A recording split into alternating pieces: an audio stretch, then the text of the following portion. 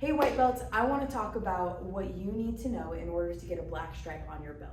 You need to know your 5 stances in order to get a black stripe. The first stance you need to know is attention stance. You stand with your feet together and your hands by your side, not wiggling, to make sure that you're looking at the instructor who's talking. Second stance is going to be chubi stance. Now chubi is a Korean word which means ready. So this is your ready stance, and we call it chubi.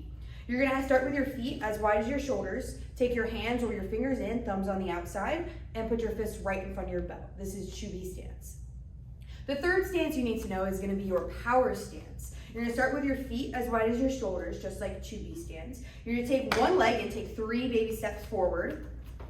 Now with that leg that stepped forward, you're gonna bend that knee until you can't see your toes anymore. Check and make sure your back toes are also facing forward, your hips are forward, shoulders are forward, and your guard is up. Now that's your power stance. The next stance that you need to know, stance number 4, is your sparring stance. Now what you're gonna do is you're gonna take your feet and you're gonna make an L. So you're gonna take one of your feet and turn them sideways, just like that, so you have an L with your feet.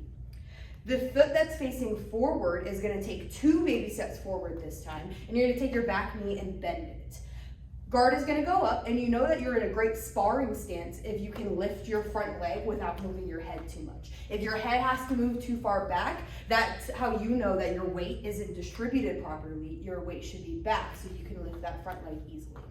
The last stance you need to know to get that black stripe on your belt is gonna be your base stance. You're gonna start with your feet as wide as your shoulders. You're gonna take one step in both directions to make it twice as wide as your shoulders, and bend your knees and put your guard up. Your weight should be right in the middle, not leaning on one side.